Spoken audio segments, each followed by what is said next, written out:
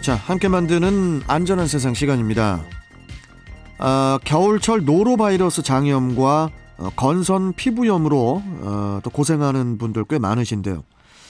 겨울철 대표 질병인 노로바이러스 장염과 또 건선 피부염 예방법과 또 겨울을 건강하게 보내기 위한 건강관리법에 대해서 동인천 길병원 가정의학과 이규래 교수와 이야기 나눠보겠습니다. 자, 이규래 교수님 안녕하세요. 네, 안녕하세요. 네. 겨울에 유행하는 그 대표 질병 중에 하나가 바로 이제 노로바이러스로 인한 장염인데요. 네. 이 노로바이러스는 어떤 바이러스고 또 이 노로바이러스에 걸렸을 때는 어떤 증상이 나타납니까? 원래 이 이름이 붙여지게 된 건 1968년에 미국의 오하이오주에 네. 노르와크라고 하는 동네에서 시작이 돼서 노로에서 이름을 붙여서 노로바이러스가 생겼고요. 그렇군요. 그때는 이제 원인을 잘 모르다가 1972년에 이제 전자현미경이 생기면서 바이러스가 인체에 감염된 사람의 대변 내에 이게 있다는 걸 알고서 이게 분리가 시작됐습니다. 예. 근데 워낙 바이러스 질환이 그런 것처럼 이것은 위장관 질환을 일으키는 거기 때문에 대부분 설사나 구토, 오심, 그리고 심하면 탈수가 돼서 열이 나면서 복통 증상이 생기는데 대개는 건강한 사람은 한 2일이나 4일이면 저절로 낫는데요. 예. 이제 면역이 떨어져 있는 요번에 이제 코로나 바이러스가 그렇듯이 예. 면역이 좀 떨어져 있는 분들이나 노인분들, 그런 이식 받으신 분들이 좀 위험해져서 주의를 요하는 그런 질병인데 위장관 질환을 일으키는 바이러스입니다.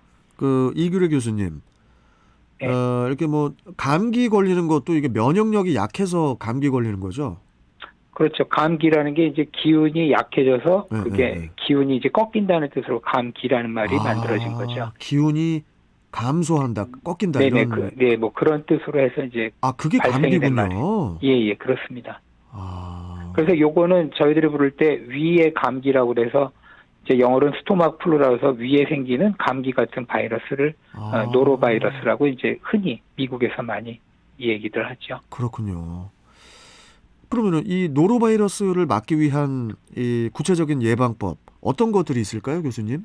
그 모든 바이러스 질환이 그렇듯이 이것은 입을 통해서 그리고 먹는 대로 우리가 전파가 되기 때문에 사실 지금 마스크를 쓰는 거나 똑같이 손 위생 같은 게 굉장히 중요할 거고 입으로 들어가는 모든 식재료나 그걸 취급하시는 분들은 다 위생 상태를 잘 청결히 하시는 게 예방의 가장 기초적인 방법이 되겠습니다. 위생을 철저히 해야 되는 게 가장 중요하다 이런 말씀이시고. 자, 그러면은 이렇게 겨울에 이렇게 보면은 막 대기가 건조해지면서 건선 환자 발생률도 되게 높다고 하던데요.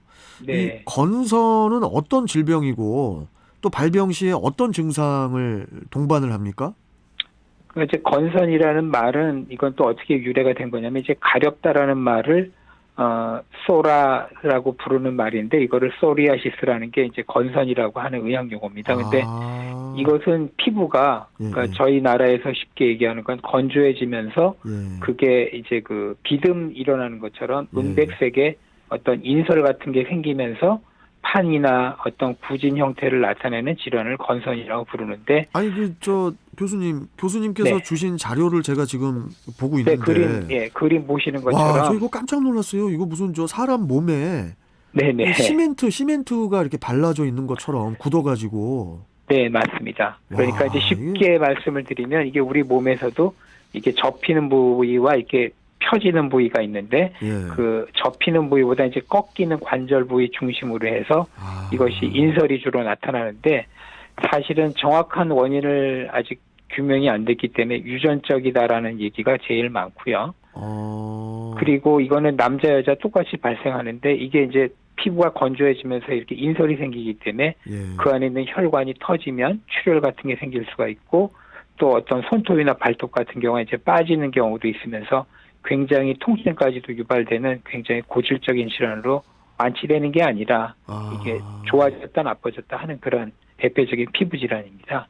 아니 그러면은 이 건선은 또 재발이 또 될 수 있다고 하셨으니까. 네, 그렇죠. 이게 평소에 뭐 관리법 같은 게 있습니까? 평소 예방하기 위한?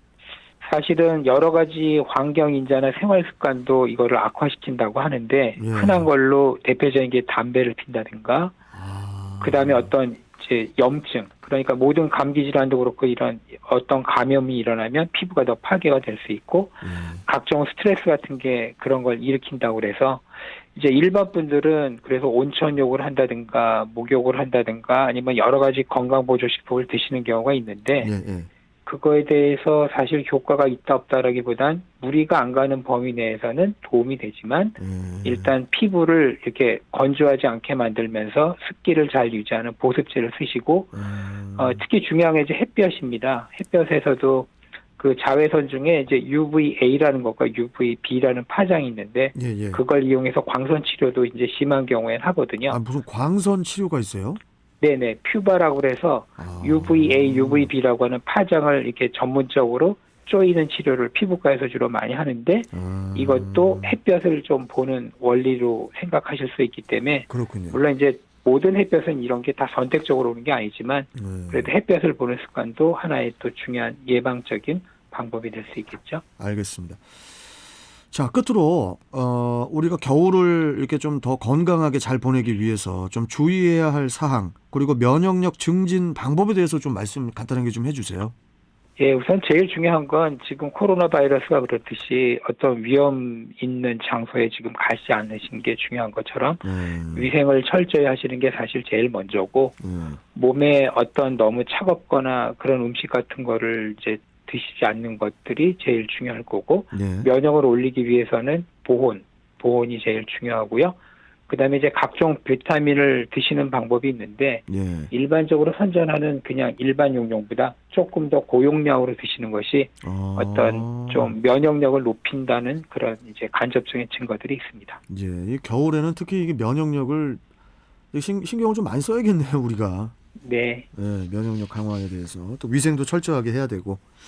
네. 자, 교수님 오늘 말씀 잘 들었고 또 뵙도록 하겠습니다. 고맙습니다, 교수님. 네, 감사합니다. 예. 자, 동인천 길병원 가정의학과 이규래 교수와 함께 했습니다.